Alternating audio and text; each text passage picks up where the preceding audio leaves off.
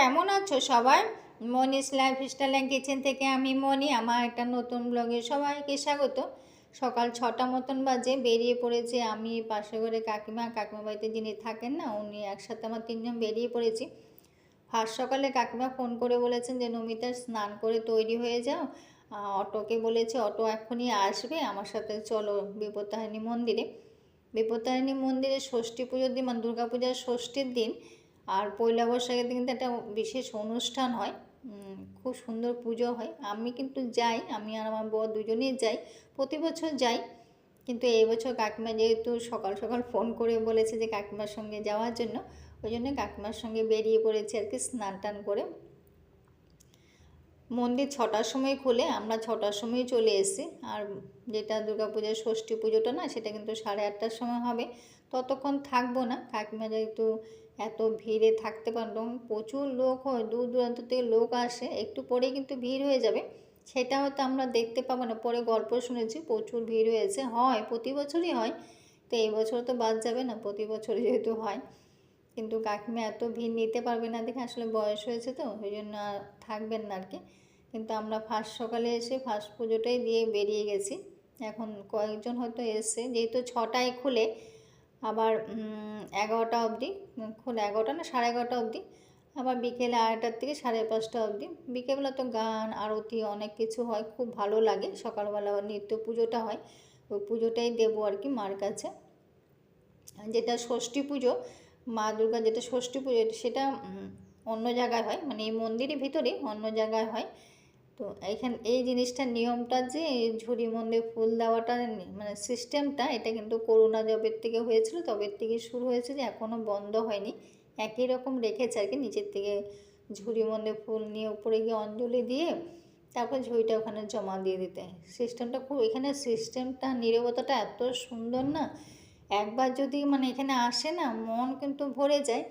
তখন মনে হয় বারবার আসি, এতটা ভালো লাগে মায়ের মন্দিরে, মার কাছে আসলে সত্যি মন জুড়ে যায়। এখনও মা, মানে মাকে তৈরি করছিল আমরা যখন এসছি।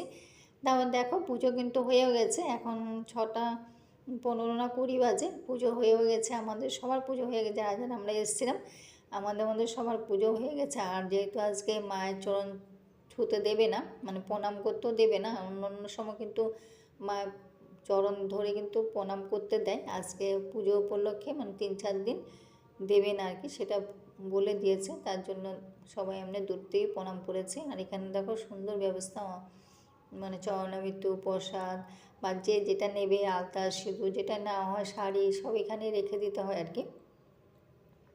সিস্টেমটা খুব সুন্দর। বিয়ের আগে কিন্তু কখনো শুনিনি নীল ষষ্ঠীটা করা হয়, সেটা কিন্তু এখনও আসামে কিন্তু এটা খুব কমই শোনা গেছে, হয়তো এখনও কিন্তু সেটা প্রচলন হয়নি নীল ষষ্ঠীটা। আমি বিয়ের পরে যখন এখানে এসেছি না, তারপরে কিন্তু নীল ষষ্ঠীটা করি আর কি। এখন দুর্গাপূজার মানে পূজার ষষ্ঠীটা, এটা দেখো বাবা দুলালের মানে যা ব্যবহার করতেন সব জিনিসগুলো এখানে রাখা আছে, তো সেগুলো একটু দেখে নিচ্ছি। যখনই আসি তখনই দেখি, যতবার দেখি ততবারই কিন্তু ভালো লাগে, খুব ভালো লাগে, সেই জন্যই দেখা আর কি। আর মানে এত সুন্দর করে যে রেখেছে না, এত সুন্দর মেনটেন করে না, সেটাই কিন্তু দেখার, এটাই সবচেয়ে বড় কথা। আর যেটা বলছিলাম, এই দুর্গাপূজার ষষ্ঠী পুজোটা কিন্তু আমি কখনো করিনি। তো এই বছরই কাকিমা আমাকে বললো যে দুর্গাপূজার ষষ্ঠী পুজোটাতে মানে মায়েরা সন্তানের মঙ্গলের জন্য করতে হয়, মানে অন্ন খেতে নেই। আর এখানে এসে মানে কাকিমা যেটা করে আর কি, অন্ন খায় না, আর সকালবেলা এখানে এসে মা বিপত্তারিণী মন্দিরে এসে পুজোটা দেয় আর কি। তা আমিও সেটাই করলাম, যে আজকে আমিও অন্ন খাইনি, যেহেতু কাকিমা বলেছে আর কি যে তুমিও এটা করতে পারো সন্তানের মঙ্গলের জন্য, যে দুর্গাপূজার ষষ্ঠীর দিন অন্ন খাবে না। আর এখানে ভোরবেলা তো এখানে আসি, প্রতি বছরই আসি, এমনি যদিও ছেলে কিন্তু মাঝে মধ্যেই আসে পুজো দিতে, এখানে আসে, আমার যদিও কম এখন আসা হয়, ছেলে কিন্তু আসে মাঝে মধ্যে পুজো দিতে, ওর যদি কোনো রকম সুবিধা হয় না, ওই কিন্তু এখানেই আসে। যাই হোক, সবার সঙ্গে একটু দেখা, মানে দেখিয়ে দিচ্ছি, এখানে সবার কিন্তু রং করা আছে, মানে পুজোর সময় রং করা হয়। বাবা দুলার মা বসে আছেন, তো যখনই আসি তখনই দেখি, ভালো লাগে। আর এত সুন্দর মেনটেন করে না, সবচেয়ে বড় কথা হলো সেটাই।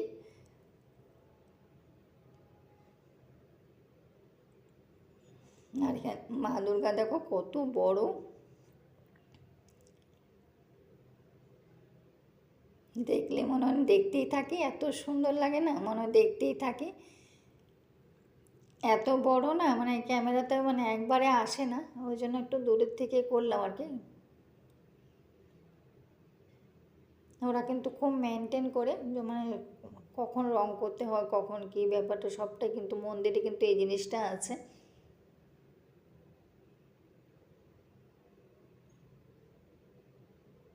এখানে মা মনসা অনেক দেবদেবীটা আছে এখানে।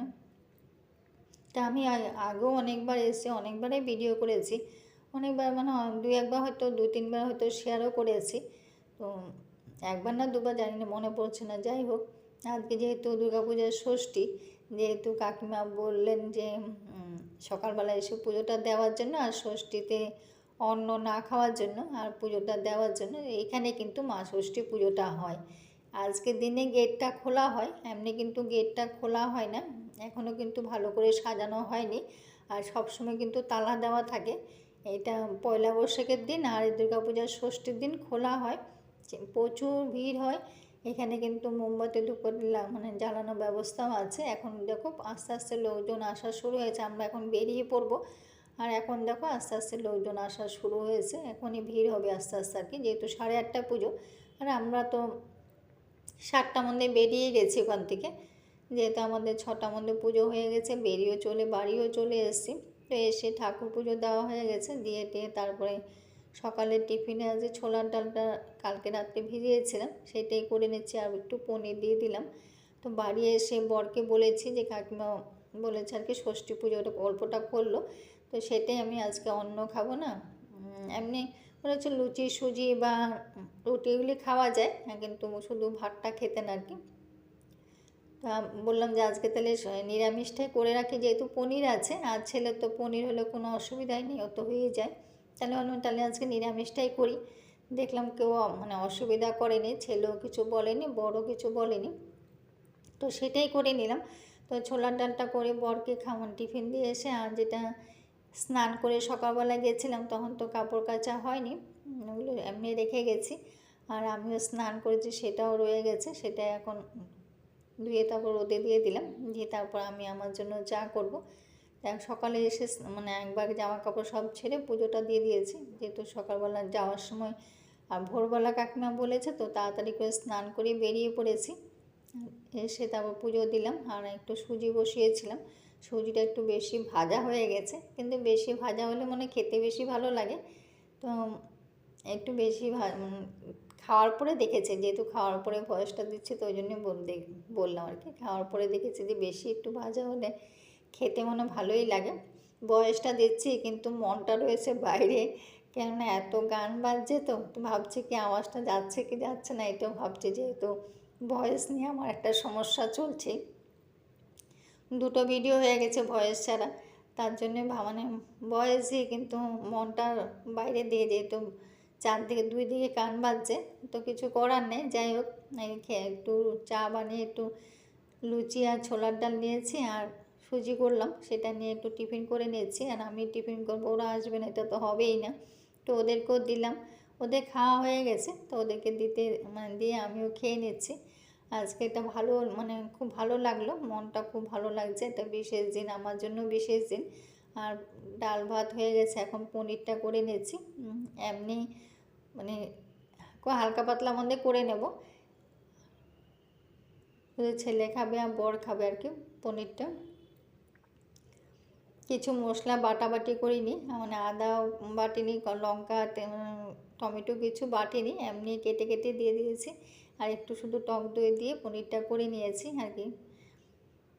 সত্যি আজকের দিনটা আমার জন্য খুব বিশেষ দিন, খুব ভালো লেগেছে। হয়তো এটাই মায়ের ইচ্ছা ছিল, মায়ের মানে বলে না ঠাকুরের ইচ্ছা ছাড়া কিছুই হয় না, মায়ের ইচ্ছা ছিল হয়তো আমি ষষ্ঠীটা করি, তো সেই জন্য আর কি, তো সেটাই করলাম। আজকে অন্য খাইনি, রুটি সুজি করেছিল সেটাই খেয়েছি আর কি।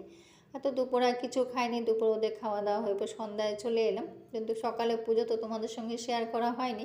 এখন পুজো দেওয়া হয়ে গেছে, আর গোপু সোনাকে যে সকালবেলা একটু সাজিয়েছিলাম, সেটাই তোমাদের সঙ্গে একটু শেয়ার করলাম। যেহেতু ষষ্ঠীর দিন সেজেছে। আর সন্ধ্যার সময় চাটা খেয়ে একটু বেরিয়েছিলাম, যেহেতু পাড়ায় পুজো হয়, ষষ্ঠীর দিনে মাকে আনা হয়।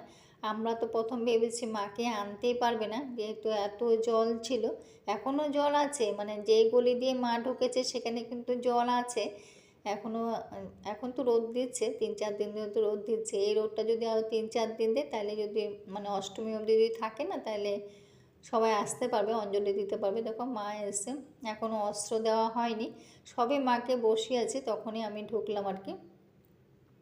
প্রথম আমি ভেবেছি জল আছে, আসবো কি আসবো না ভাবছিলাম, তারপর হলো না যাই।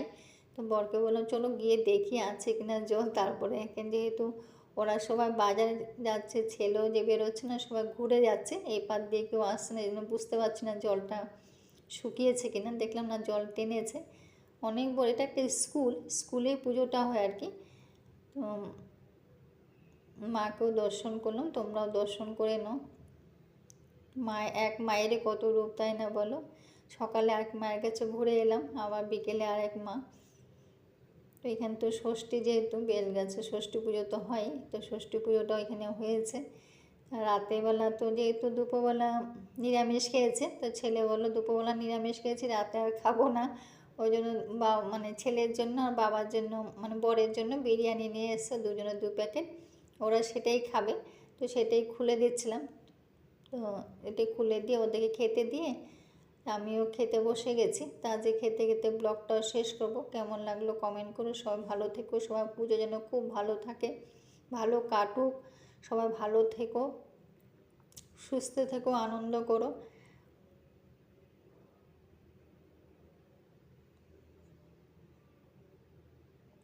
পুজো আসে আসে ভালো লাগে, চলে গেলে তো চলেই গেল, আসে আসে ঠিক আছে, তাই না বলো।